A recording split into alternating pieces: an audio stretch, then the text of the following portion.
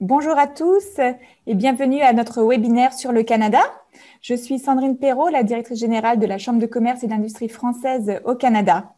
Aujourd'hui, nous souhaitons vous présenter l'accès au marché public pour les sociétés françaises qui représente une très grande opportunité de développement pour les entreprises françaises vers le Canada.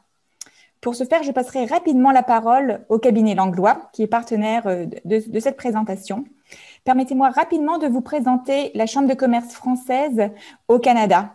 Les liens économiques, culturels et historiques sont très forts entre la France et le Canada. Et d'ailleurs, la CCI française au Canada a été la troisième chambre de commerce française créée à l'international il y a 135 ans. On recense plus de 1200 filiales françaises à travers le Canada, dont 55% sont au Québec. À ce titre, nous accompagnons plus de 300 entreprises françaises ayant des projets de développement et d'implantation au Canada par an. Et notre rôle est non seulement de les accompagner dès le début, mais également, une fois sur place, de favoriser les mises en relation, les opportunités d'affaires entre notre réseau d'affaires. Je souhaite attirer votre attention sur des incitatifs assez intéressants pour vous, puisque la France a déployé un gros plan de relance et sachez que vous pouvez profiter d'un chèque relance export si vous souhaitez faire des études de marché, des missions vers le Canada. Nous sommes opérateurs agréés et n'hésitez pas à passer par nous. Également, vous connaissez certainement le programme VIE qui vous permet d'envoyer un jeune talent au Canada et nous sommes structure d'accueil pour héberger vos VIE. Enfin, nous sommes Solutions Team France Export pour vous aider dans tout ce qui est implantation, création d'entreprise ici, portage salarial avant même de créer votre structure. Donc, toute une batterie de services pour vous accompagner.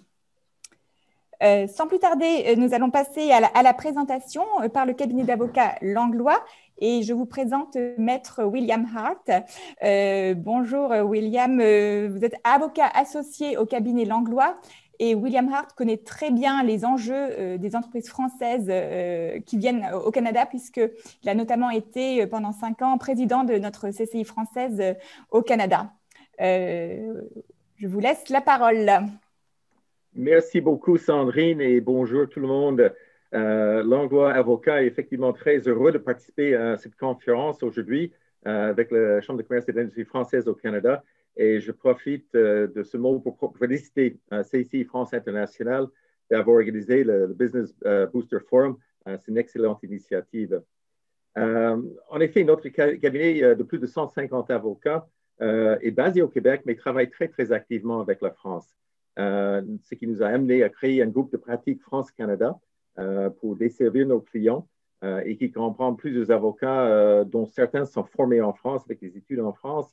Et ça nous permettait, en tout cas avant la pandémie, de faire des voyages en France 3 ou 5 fois par an pour maintenir le contact avec nos clients et d'avoir le pouls de ce qui se passait du côté français. Dans ces contextes-là aussi, nous avons accompagné plusieurs entreprises françaises souvent très connues dans leurs acquisitions, leurs implantations au Québec. Donc, c'est un plaisir de travailler avec des entreprises françaises. Notre cabinet a aussi eu le plaisir de recevoir plusieurs distinctions et des prix. À titre d'exemple, nous avons reçu le prix de firme d'avocat régional de l'année l'an dernier. Nous avons également été désignés comme étant le premier parmi les top 10 cabinets d'avocats au Québec. Ça s'explique en partie à cause des différents champs d'expertise que nous avons développés, dont nous allons parler ce matin en partie. Je voulais juste souligner que Guillaume Larouche, qui est notre premier conférencier, est spécialiste en droit public des affaires et qui a une grande expérience, entre autres, à titre de conseiller politique d'une ministre québécoise avant de se joindre à nous. Donc, une perspective très, très utile pour le travail que nous faisons.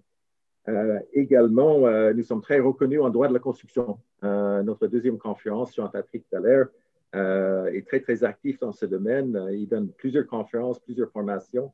Il est très connu dans ce secteur-là. Il anime un groupe d'une trentaine d'avocats dans ce secteur-là, un groupe donc très important. Ce groupe travaille dans la rédaction de contrats, la représentation devant les tribunaux d'une clientèle très, très variée. Ça comprend des donneurs d'ouvrages publics et privés, des entrepreneurs généraux et spécialisés, des professionnels, des fournisseurs et fabricants de matériaux, C'est un groupe assez large de clients. À titre d'exemple, nous avons agi comme avocat pour le maître d'ouvrage dans le projet de métro ligne léger, le métro léger sur rail de Montréal et également la construction d'une unité de désinfection des eaux usées traitées de la ville de Montréal. Donc, il y a plein d'autres projets dans lesquels nous sommes impliqués aussi, mais juste pour souligner combien on est actif dans ce secteur-là. Un dernier mot pour les questions. Nous n'avons pas le temps d'être interactifs. Donc, nous allons circuler le PowerPoint qu'on vous présente ce matin et vous allez voir les coordonnées de Guillaume et de Jean-Patrick et de moi-même, selon le cas, et nous invitons vivement à nous poser des questions le cas échéant. Alors maintenant, je passe la parole à Guillaume Larouche. Merci et bon forum. Merci beaucoup, William, très apprécié. D'abord, je tiens à remercier rapidement la CCI France Internationale pour l'organisation de ce forum, qui est un événement d'une envergure mondiale, très apprécié dans le contexte de la relance économique basée sur les échanges multilatéraux. Également, un merci tout particulier à la CCI FC basée à Montréal et à sa directrice générale, Sandrine Perrault, pour nous avoir proposé de discuter avec vous de cette intéressante opportunité des marchés publics québécois. Donc, avec le background qui est le mien, je ne peux que me réjouir d'une telle initiative et de faire ce dialogue entre Jean-Patrick et moi aujourd'hui, entre l'accès au marché public québécois, puis dans un deuxième temps, les opportunités dans le domaine de la construction et des infrastructures. Donc, plusieurs opportunités, effectivement, sont notables dans le monde des marchés publics au Québec. Dans un premier temps, évidemment, on a un environnement juridique qui est libéralisé, notamment avec les règles de l'AECG et des traités de l'OMC. Le droit québécois est régi par les principes de concurrence et de transparence. J'y reviendrai. Ce sont des principes qui sont extrêmement importants lorsque vient le temps d'accéder à un nouveau marché public, surtout lorsqu'on est un opérateur étranger. Troisièmement, il y a une nécessité de favoriser le nombre de soumissionnaires dans la plupart des directions d'approvisionnement au Québec, étant donné parfois le peu de nombre de joueurs qui soumissionnent dans certains marchés publics. Évidemment, ça s'accompagne dans une commande publique qui est extrêmement importante, j'y reviendrai, et un État qui est favorable aux investissements étrangers. Et enfin, évidemment, le Québec est un territoire extrêmement vaste avec des opportunités en infrastructure importantes pour aller exploiter les ressources naturelles, notamment dans le nord québécois. Et Jean-Patrick y reviendra probablement dans ces exemples tout à l'heure. Donc, on a un environnement d'affaires, effectivement, qui favorise les opportunités pour les entreprises françaises lorsque vient le temps de penser au marché public. On remarque que l'environnement applicable au marché public québécois est souvent déterminant dans la décision d'une entreprise française de s'établir au Québec lorsqu'elle considère une présence en Amérique du Nord. Donc, on parle souvent que le Québec est la porte d'entrée vers l'Amérique du Nord pour les entreprises françaises. Eh bien, ça devient extrêmement concret lorsqu'on pense au marché public. Donc, du fait effectivement de sa commande publique importante, les dépenses attribuées au contrat des marchés publics correspondent en moyenne à 12% du PIB des pays de l'OCDE et à 13,44% du PIB au Canada. Donc, c'est légèrement plus élevé, c'est quand même assez important.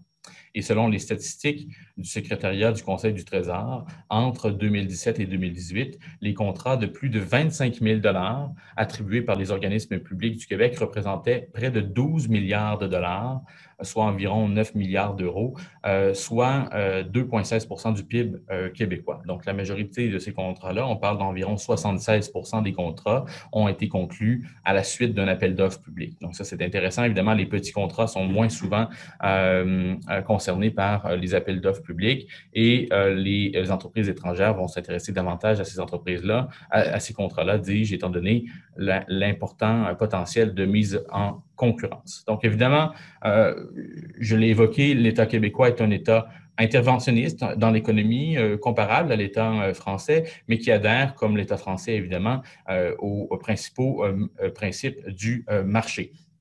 Donc, les principaux clients potentiels, les ministères, les organismes de l'administration centrale, mais aussi les organismes du réseau de l'éducation qui est entièrement public, bien qu'il y ait un petit secteur privé au Québec dans le domaine, les organismes du réseau de la santé et des services sociaux qui, encore là, sont principalement publics, les sociétés d'État, par exemple, Hydro-Québec, la Caisse de dépôt et placement du Québec, les nombreuses municipalités qui couvrent l'ensemble, dis-je, du territoire québécois et d'autres organismes municipaux comme les sociétés de transport collectif. On parlait du REM tout à l'heure, c'en est une, notamment de transport collectif, mais pas nécessairement municipal, avec un montage extrêmement complexe. Jean-Patrick pourra l'évoquer probablement. Ça s'inscrit également dans un contexte où le gouvernement du Québec a mis en place depuis 2018 plusieurs mesures afin de favoriser l'attraction des investissements étrangers sur le territoire du Québec. On pense évidemment à la création d'Investissement Québec International et de son important capital, qui est une des principales réalisations et mesures pour favoriser ces attractions d'investissement étrangers. J'ajouterais quand même, étant donné que je m'adresse aujourd'hui, qu'on s'adresse à des entreprises françaises, que l'environnement francophone des affaires et des institutions au Québec et au Canada demeure une réalité et qui représente un atout pour les entreprises françaises, surtout dans la mesure où, par exemple, il est possible avec l'administration fédérale d'obtenir la documentation en français et que la documentation avec l'administration provinciale québécoise est dans tous les cas en français. Donc, ça m'est arrivé avec un client français qui tentait d'accéder à un marché public dans le nord du Québec, de partager avec l'équipe juridique à l'interne en métropole un certain nombre de tâches pour créer des synergies. Et comme les documents étaient en français, bien, ça favorisait beaucoup là, les interactions avec ce client-là. Donc, évidemment, dans le contexte actuel, les marchés publics sont considérés comme l'un des principaux moteurs de la relance et bien qu'ils soient axés sur l'obtention dans la plupart des cas, d'un rapport qualité-prix intéressant, d'importantes sommes d'argent sont en jeu, comme on le disait. Donc, les dernières années ont été marquées par la libéralisation des marchés publics. On le sait avec l'entrée en vigueur provisoire de l'AECG en 2017 qui marquait une nouvelle ère pour la libéralisation des marchés publics québécois et canadiens en faveur des sociétés européennes. Permettent aux entreprises européennes, surtout françaises, de bénéficier à leur tour d'un accès privilégié au marché canadien. Puis, ça devient une réalité extrêmement concrète. Le coût de certains produits européens et certains produits, services européens, dis-je, commercialisés ou vendus ici sur le marché canadien sont maintenant plus compétitifs que les produits ou services canadiens. Lorsqu'on s'intéresse au traité de l'AECG, le CETA, comme on dit en Europe, le chapitre 19 du traité concerne les marchés publics. Il contient des listes d'engagements qui précisent l'offre d'accès à leur marché. Donc, comme on le verra, certains pays européens, surtout la France, ont été attentifs et le sont encore quant au processus de libéralisation de marché public canadien et surtout relativement à l'intégration des dispositions du chapitre 19 en droit canadien. Donc, je le dis, évidemment, ce mouvement en faveur de la libéralisation des marchés est inscrit dans les termes du CETA et dans le droit québécois, mais il évolue dans un nouveau contexte. C'est un commentaire plutôt macroéconomique et stratégique. Ça peut sembler plutôt théorique, mais c'est une considération qui est extrêmement importante et qui devient un atout considérable pour les sociétés françaises dans la mesure où les opérateurs économiques français peuvent au Québec saisir directement les dispositions du traité et du droit qui en émanent pour le faire appliquer et, entre guillemets, forcer la concurrence et forcer la transparence pour se tailler une place au sein du marché. Évidemment, le Québec n'a pas été épargné par la pandémie de la COVID-19. On commémore aujourd'hui d'ailleurs ici à l'échelle canadienne les victimes de cette pandémie. Et cette pandémie est venue mettre en exergue une réalité importante pour les entreprises québécoises qui œuvrent dans les marchés publics. Ce qui a eu pour effet, évidemment, de faire progresser une certaine idée relativement à l'achat local et à l'achat québécois et canadien, notamment en s'inspirant des dispositions américaines sur le sujet du Buy American. Donc, je vous mets en perspective, 99,7% de l'économie québécoise est constituée de PME. Donc, évidemment, pour le gouvernement québécois, les marchés publics représentent un important levier économique de croissance dans le contexte de la relance. Bon. Ceci dit, malheureusement ou heureusement, une réflexion autour de la mondialisation et sur les thèmes de l'achat local sont en vigueur au Québec et sont débattus à chaque jour à l'Assemblée nationale. Mais cette nouvelle donne, entendons-nous, ne vient pas remettre en question les opportunités que représentent les marchés publics pour les sociétés françaises, étant donné qu'il y a un dispositif normatif et international qui le régit, mais ça exige la mise en œuvre de nouvelles stratégies et parfois une implication plus importante de la société dans son lieu d'établissement pour y accéder et pour aussi bien s'intégrer dans sa communauté d'affaires d'accueil. Donc, les principales lois et les règlements applicables au Québec sont récents et modernes, datent pour la plupart d'après les années 2015. Elles ont été édictées dans un contexte de profond assainissement des pratiques pour favoriser la transparence et la concurrence. Contrairement en France, il n'y a pas de code de la commande publique, donc ça nécessite quand même d'être accompagné pour s'y retrouver et venir identifier chacune des lois et règlements applicables. Mais je dirais que ce cadre-là, qui favorise la transparence et la concurrence, est un atout important pour les sociétés étrangères, car évidemment, il favorise les principes là, d'implantation sur les marchés. Les ministères, les organismes publics, les établissements des réseaux de l'éducation, etc., des catégories que je vous ai énumérées tout à l'heure, et tous les biens et toutes les catégories de travaux de construction sont visés par le traité CETA-AECG.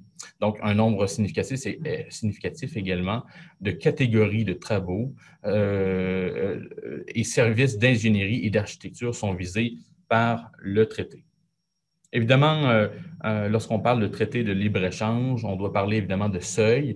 Donc, en vertu de ces accords de libéralisation contenus dans l'AECG-CETA, les acheteurs publics, donc le gouvernement, l'État, doivent, à partir d'un certain seuil, ouvrir leurs appels d'offres aux entreprises des territoires visés par les accords, mais aussi aux entreprises étrangères, donc européennes, en l'espèce. Tous les types de contrats sont visés. Les principaux sont des contrats de services, des contrats de construction, des contrats de technologie de l'information, dans plusieurs, évidemment, secteurs d'activité réservés. Lorsque les acheteurs publics doivent acheter des biens ou faire exécuter des travaux de construction, par exemple, ou des contrats de service, ce que ça a pour effet, finalement, c'est que l'accord de libéralisation oblige la publication d'un appel d'offres public. Cet appel d'offres à la concurrence, évidemment, comme vous le savez, consiste à inviter des fournisseurs, des prestataires de services ou des entrepreneurs généraux pour présenter une soumission précise en vue de la conclusion du contrat. Les dispositions de l'AECG vont donc s'appliquer pour ici, j'ai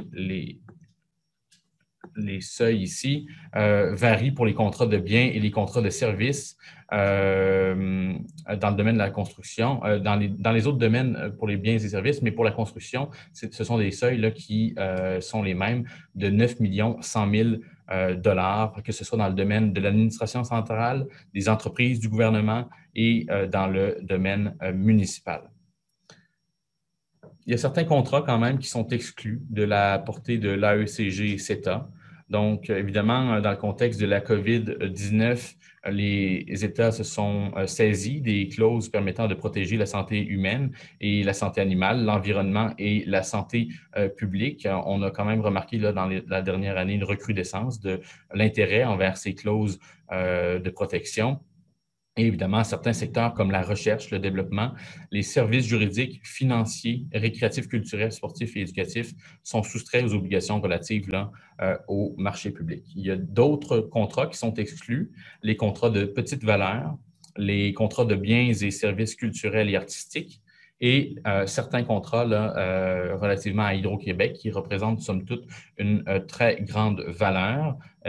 Évidemment, Hydro-Québec est le principal fournisseur d'électricité au Québec. Il détient un monopole sur la production et la vente d'électricité, d'hydroélectricité.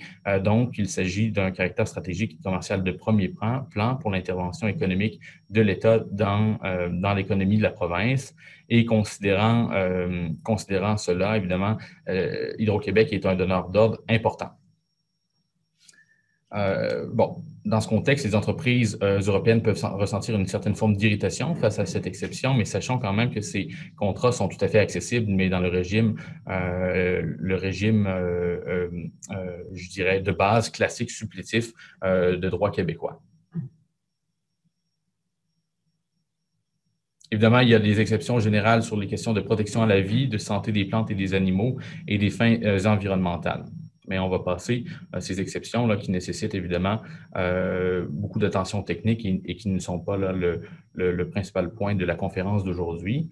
Donc, on a parlé des lois, on a parlé de l'AECG, mais quels sont les principes et les principales obligations qui sont contenues dans ces textes normatifs? D'abord, protection de la saine concurrence, des modes de soumission et des modes d'adjudication des contrats qui ne sont plus seulement considérés à l'aune du plus bas soumissionnaire conforme, et ainsi des nouveaux moyens pour s'attaquer à la collusion et à la corruption dans le processus d'octroi des contrats publics.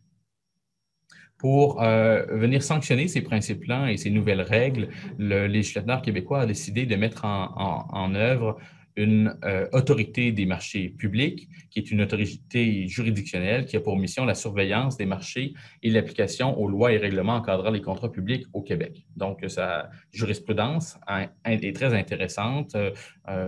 L'AMP, l'autorité, a commencé à sortir des décisions depuis l'année 2019 et depuis, on remarque effectivement la possibilité pour les opérateurs d'invoquer directement des clauses du traité pour faire invalider des appels d'offres et ainsi, comme je le disais tout à l'heure, forcer en quelque sorte la concurrence et la transparence, ce qui est un excellent outil pour les sociétés françaises et qui pourrait, qui parfois arrive dans un marché ou dans un secteur d'activité où il y a peu de joueurs et où, évidemment, dans les dernières années, la concurrence était moins favorisée. Donc, comme je le disais tantôt aussi, les opérateurs économiques, gouvernementaux souhaitent avoir cette concurrence-là et bénéficier de l'innovation et de l'expertise du secteur privé, puis évidemment, avoir la meilleure solution pour le meilleur prix dans la plupart des cas. L'autorité des marchés publics est également responsable de délivrer ce que l'on appelle l'autorisation de contracter avec l'État. Donc, lorsqu'un opérateur étranger souhaite faire affaire avec l'État et devenir un fournisseur, il doit s'intéresser tout d'abord à cette autorisation de contracter qui permet, lorsqu'elle est délivrée, de conclure des contrats publics et des sous-contrats publics avec l'État et qui est impérativement nécessaire. Donc, pour l'obtenir, il y a un certain processus administratif qui peut prendre jusqu'à 174 jours, presque 6 mois pour des entreprises étrangères. Donc, il y a un processus de divulgation d'informations et de compréhension du modèle du groupe de la société pour que l'autorité se satisfasse des exigences élevées d'intégrité auxquelles, ce qu'on leur dit, le public est en droit de s'attendre. Donc, cette autorisation-là est d'une durée de 3 ans et elle peut être révoquée en cas de malversation durant les 3 années de validité et elle doit être détenue au moment, dans la plupart des cas, au moment de la soumission, donc selon que les appels d'offres le précisent ou pas. Et si il ne le précise pas, eh bien, il doit dans tous les cas elle doit être obtenue là, au moment de la conclusion du contrat, donc de l'adjudication du contrat.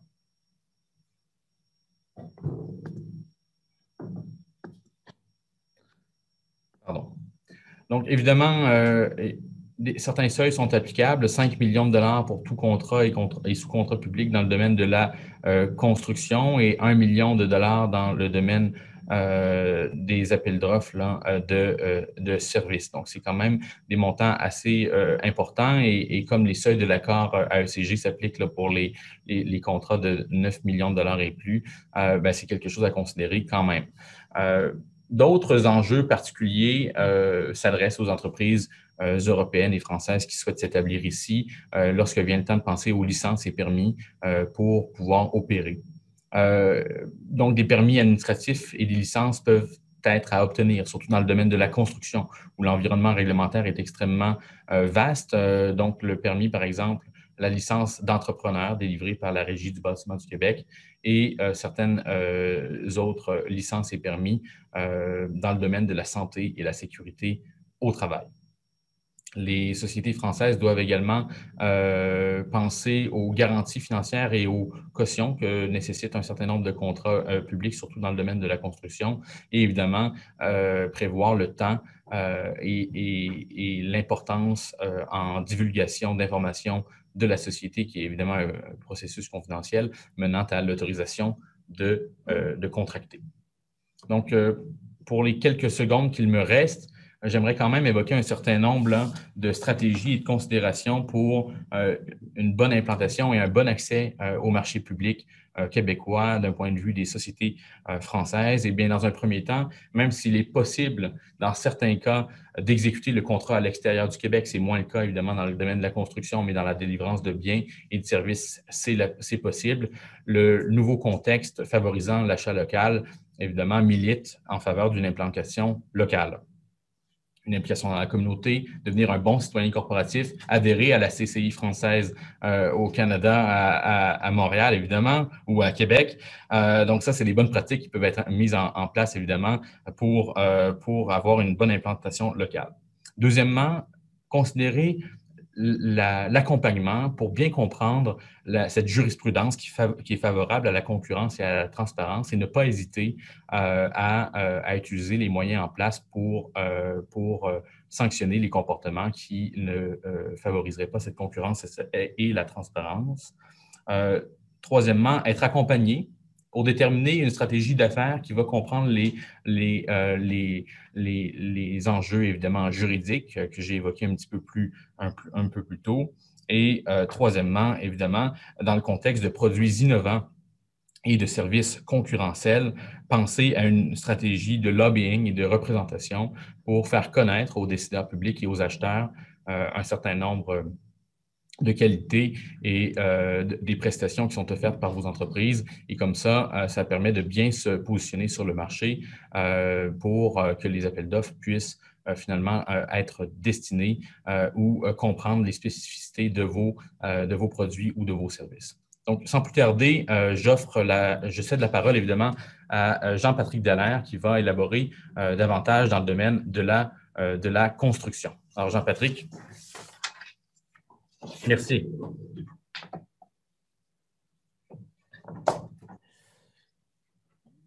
Alors, bonjour. On utilise le même poste pour des raisons de partage de diapositives. Alors, ça me fait plaisir de vous parler des principaux contrats de construction au Canada.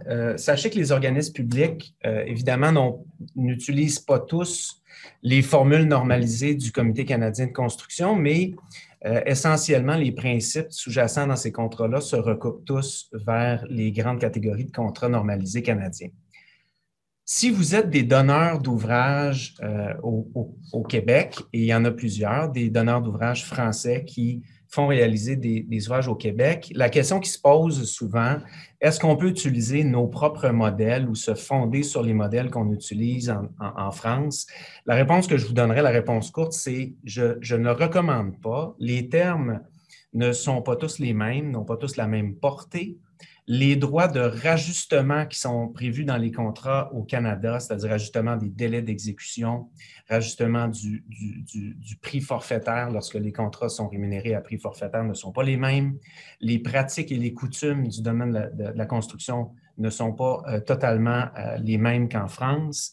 Et donc, en conséquence, dans un marché où il y a énormément de travail pour les entreprises de construction, que ce soit les professionnels ou les entrepreneurs au Québec, donc dans un marché où il y a beaucoup de choix pour ces entreprises-là, ce ne sera pas un incitatif à attirer leur participation, à vous offrir des prix dans un appel d'offres privé si vous utilisez des documents qui ne sont pas tout à fait adaptés. D'autre part, ça va présenter un risque. Le risque, c'est un peu le même risque que quand on est en voyage. On ne prend jamais les mêmes risques à l'étranger que quand on est chez nous, notamment se promener la nuit. Alors, pour une entreprise québécoise, de voir que le contrat qui est prévu dans un appel d'offres n'est pas tout à fait adapté à notre réalité va faire en sorte que l'estimateur va prévoir une réserve de contingence et de risque. Donc, vous allez payer plus cher parce que l'entrepreneur, advenant qu'il décide quand même de participer à votre appel d'offres, ne va pas le faire au même prix. Alors, allons-y avec les grandes catégories de réalisation des travaux au Québec, au Canada. Évidemment, il faut faire une distinction entre le mode de réalisation d'un ouvrage avec le mode de rémunération d'un ouvrage. Regardons la première catégorie, qui est la catégorie du contrat d'entreprise général. Alors, dans ce type de contrat-là, vous allez retrouver le maître de l'ouvrage, c'est-à-dire le propriétaire, qui n'est pas nécessairement propriétaire, ça peut être un locataire, ça peut être un amphithéâtre, mais on le désigne à titre de maître de l'ouvrage. Alors, dans ce mode de réalisation-là, il va confier la conception de son ouvrage, c'est-à-dire l'élaboration des études de préconstruction, des plans, des devis, etc., à des professionnels, ingénieurs, architectes.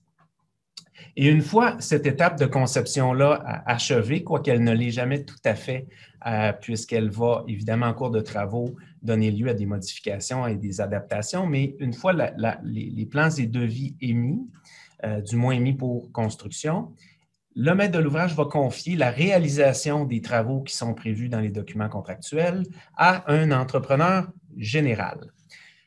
L'entrepreneur général, étant donné qu'il se voit confier la totalité des travaux de construction, lui, l'entrepreneur général, va avoir l'obligation de détenir une licence émise par la Régie du bâtiment du Québec. Évidemment, c'est le problème avec les avocats. On vous parle de principe, il y a toujours des exceptions. Il y a des cas où il y a des désassujettissements. Ne m'en voulez pas, je ne vais pas rentrer là-dedans parce qu'on va être encore ici demain matin. Et par ailleurs, les exceptions font en sorte qu'on gagne bien notre vie. Mais ce qu'il faut retenir, c'est qu'en principe, l'entrepreneur général, lui, est assujetti à l'obligation de détenir une licence émise par la Régie du bâtiment du Québec. Le maître de l'ouvrage, lui, étant donné qu'il remet l'ensemble des travaux, de la réalisation des travaux à un seul entrepreneur, lui est exempté de l'obligation de détenir sa propre licence. L'autre constat qui vient avec ça, c'est qu'étant donné que le maître de l'ouvrage confie l'ensemble de l'exécution de ses travaux à un entrepreneur général, c'est l'entrepreneur général qui va être qualifié de maître d'œuvre.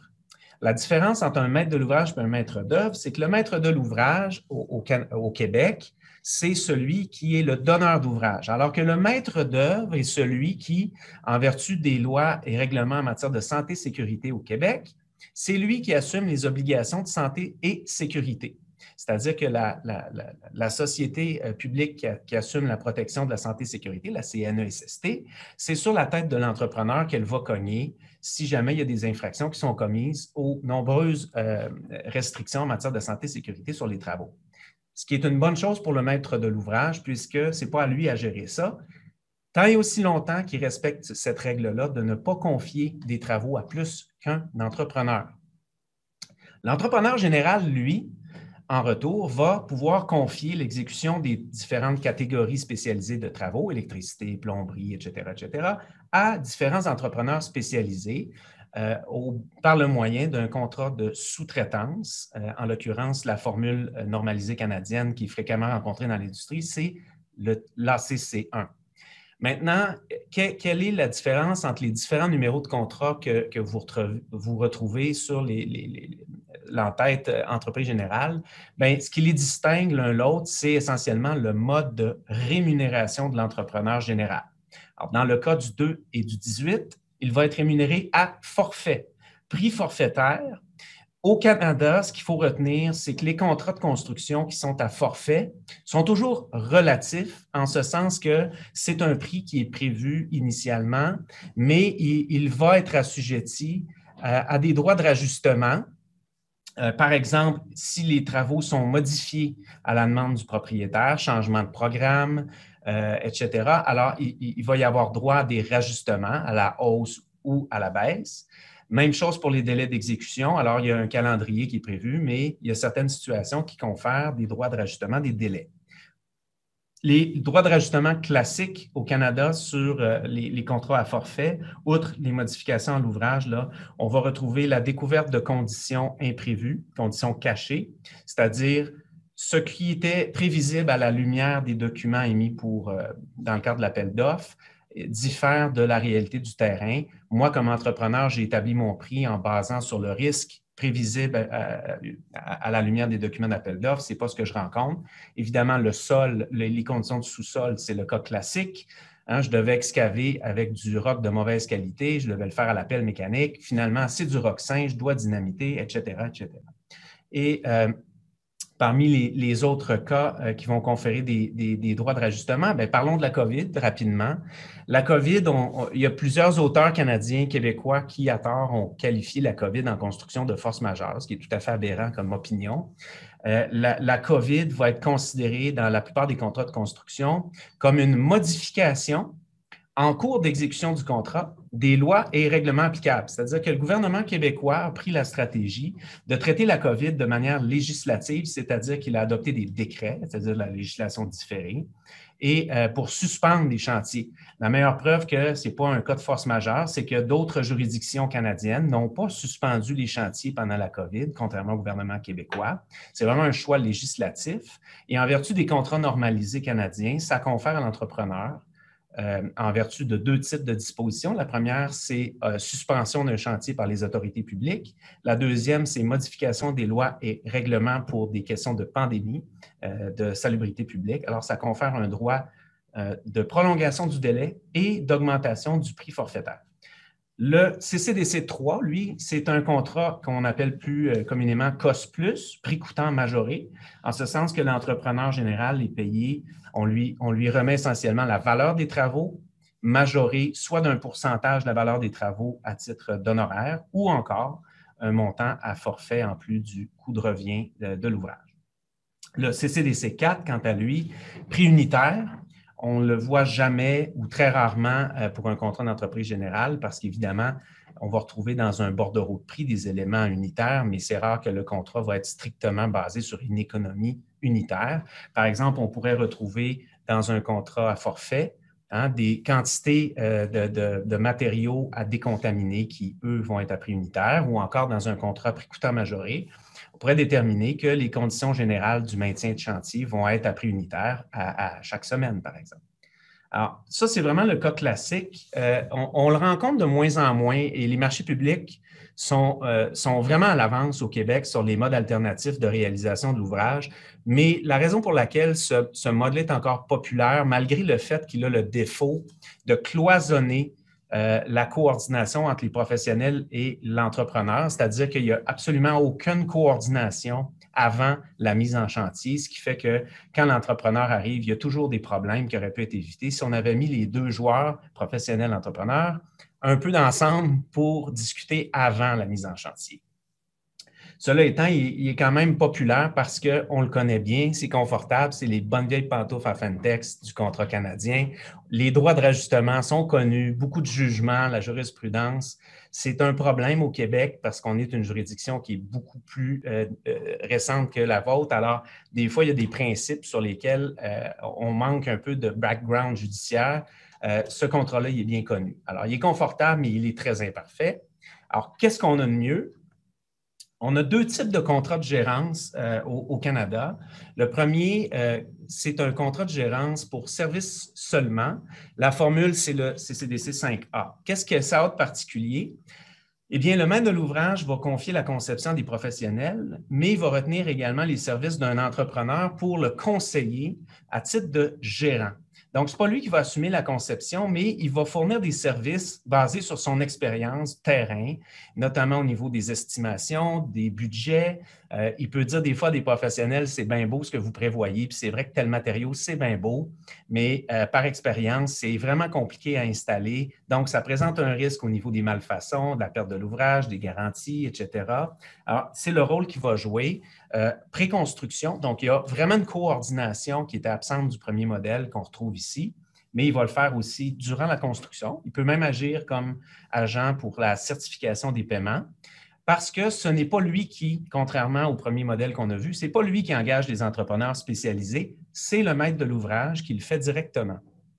Conséquence, le maître de l'ouvrage va donc devoir détenir une licence de la Régie du bâtiment du Québec. Il va devoir également agir à titre de maître d'œuvre, c'est-à-dire qu'il doit être qualifié auprès de la CNESST en matière de santé et sécurité. Il va aussi, ça va entraîner un paquet de responsabilités. Il va être responsable des cotisations impayées à la Commission de la construction du Québec, les cotisations impayées auprès de la corporation qui gère la santé et sécurité. Bref, pour agir comme maître de l'ouvrage dans une formule comme celle-là, c'est un rôle qui requiert beaucoup de préparation, de la formation et de l'expérience. Cela étant, c'est une formule qui existe et qui a quand même ses avantages, notamment, et sans rentrer dans les détails, il y a un organisme au Québec qui s'appelle le Bureau des soumissions déposées et la plupart des entrepreneurs ont ça en horreur de devoir passer par cet organisme-là qui est jugé par plusieurs comme étant inefficace et permettant pas de négocier les prix de façon adéquate avec les sous-traitants. Cela étant, il y a un autre modèle de gérance qui est la gérance pour services et construction, qui en fait est un peu une fusion des deux premiers modèles qu'on a vus, en ce sens que oui, le gérant va rendre des services pré-construction, il va y avoir une coordination avant la mise en chantier, donc ça évite un paquet de problèmes à l'avance. Hein, si on compare des gens qui se marient après s'être fréquentés à des gens qui se sont mariés obligés et qui ne se sont jamais rencontrés, probablement qu'il y a une des deux formules qui est préférable. Donc, si on est adepte de la coordination pré-construction, ce modèle-là va la permettre.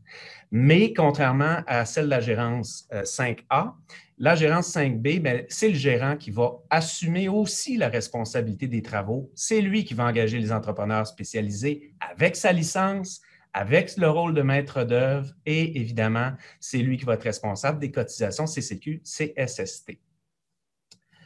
Pour ce qui est des modes de rémunération maintenant des deux types de contrats de gérance, sont bien faits ces contrats-là. On n'a pas eu besoin d'en faire 14, un pour chaque modèle de rémunération. Ces contrats-là contiennent une formule qui permet de payer le gérant à forfait, prix coûtant majoré, à taux horaire, une combinaison de tout ça.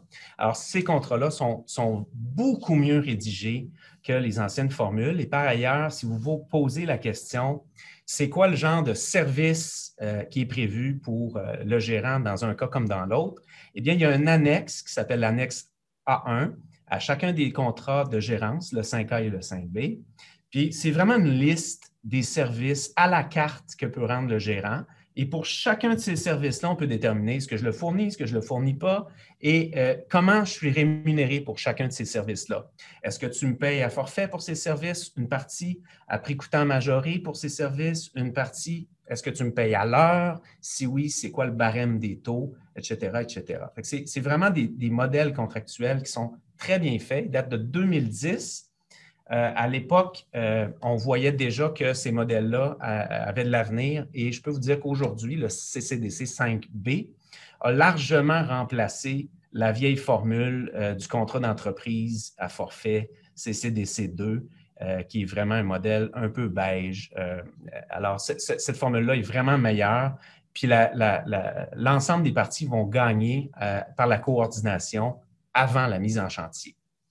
Qu'est-ce qu'on a qui permettrait encore plus de coordination avant la construction? Bien, c'est simple.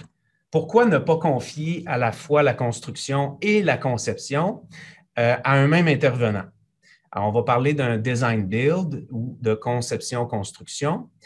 Ça évite aussi au maître de l'ouvrage de servir de filet de tennis. C'est-à-dire que dans la plupart des litiges au Québec, vous avez d'un côté l'entrepreneur qui va varger sur les professionnels en disant qu'ils ont mal conçu l'ouvrage, mal surveillé l'ouvrage, et vous avez les professionnels qui, évidemment, vont blâmer l'entrepreneur d'avoir mal exécuté les travaux tels que prévus dans ses plans et devis. Et il y a le pauvre maître de l'ouvrage qui, lui, coince entre les deux, voit les balles lui passer au-dessus de la tête et espère que pour chacun des reproches qui est formulé par l'une et l'autre des parties, il ne s'est pas trompé dans les préavis écrits qu'il doit transmettre pour conserver ses recours récursoires contre l'autre, c'est-à-dire les blâmes qu'il reçoit de l'entrepreneur parce qu'il est vis-à-vis de l'entrepreneur, il est responsable des professionnels et vis-à-vis des professionnels, il est responsable de l'entrepreneur.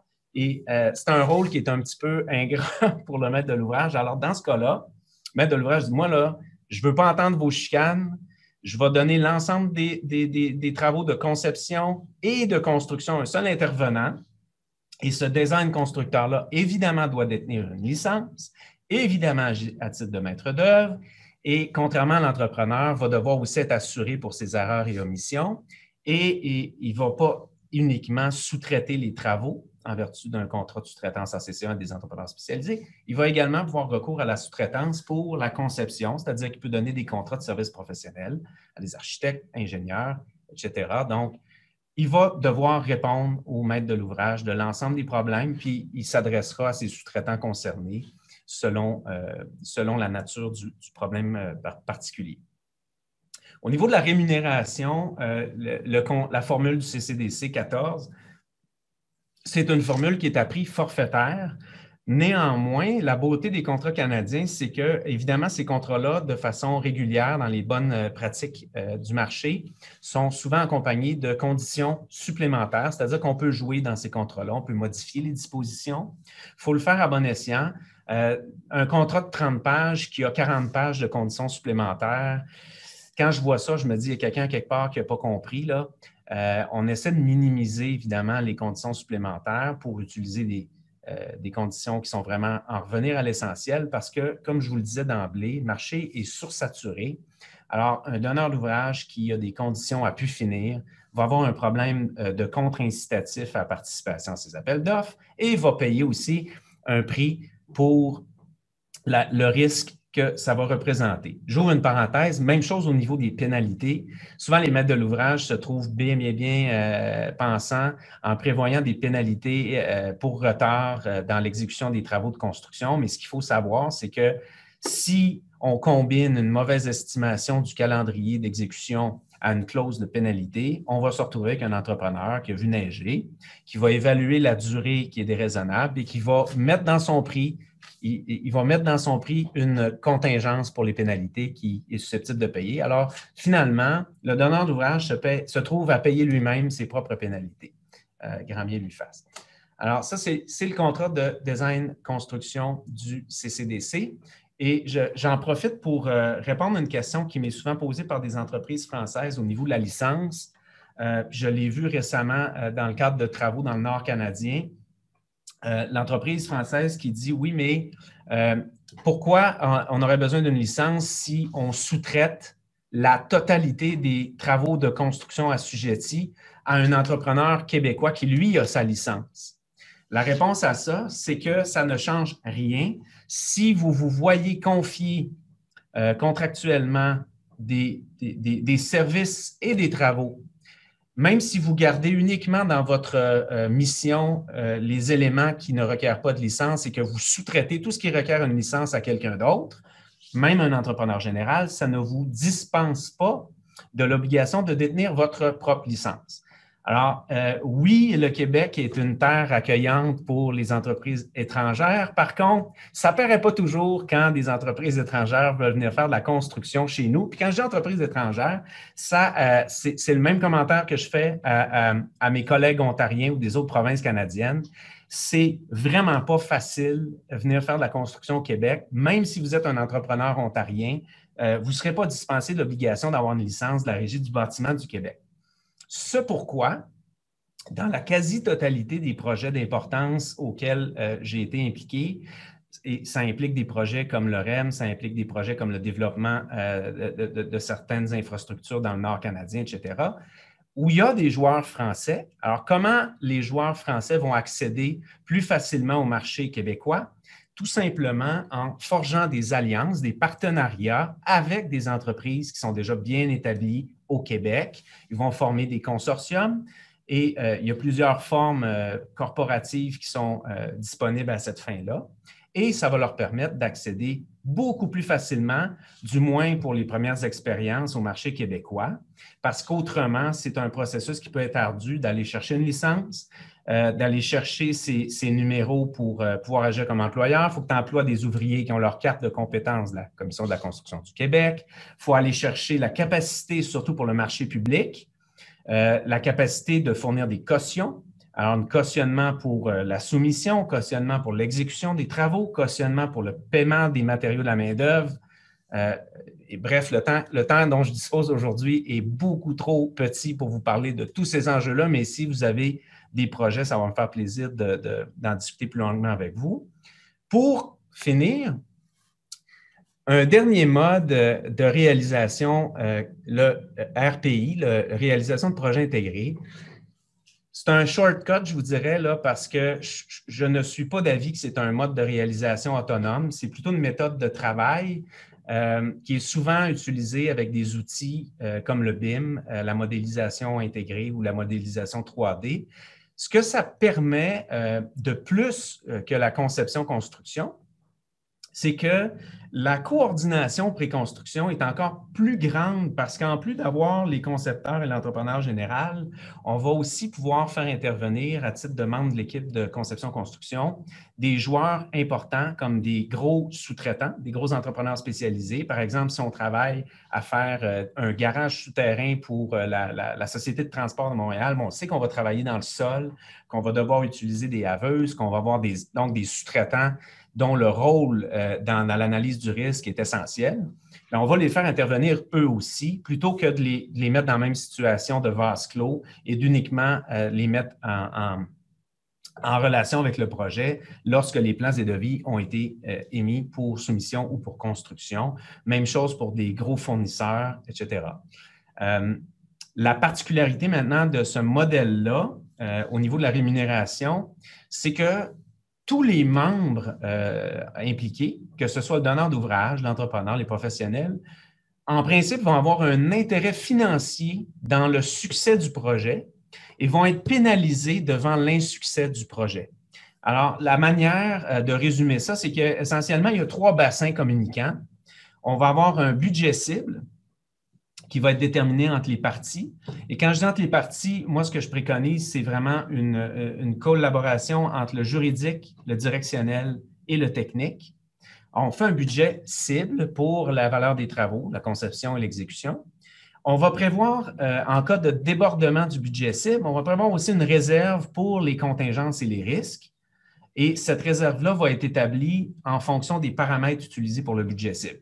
Par exemple, si vraiment j'ai pris les données de productivité de mes ouvriers qui sont vraiment optimales pour faire le meilleur budget cible possible, le plus bas possible, ça veut donc dire que les ouvriers ne peuvent donc être que moins productifs. Donc, je vais avoir besoin de plus de réserves de contingence, mais au même titre que si je prends une donnée de productivité qui est inférieure, bien, ça peut juste aller mieux sur le chantier. Alors, je n'aurai pas besoin d'une grande réserve de risque pour ça. Si je travaille dans le sol, même chose. Alors, ça dépend vraiment des paramètres. C'est pour ça que je vous dis que ça prend une coordination entre le légal, le technique et le directionnel. Si le budget cible est épuisé, donc on va l'épuiser dans cette réserve de risque et de contingence-là. Maintenant, si on ne l'épuise pas, cette réserve-là, on va se la partager selon des modalités qui vont être prévues entre les parties. Ça peut être un pourcentage défini, etc., etc. Et finalement, on va avoir une 3e réserve qui est la réserve de profit.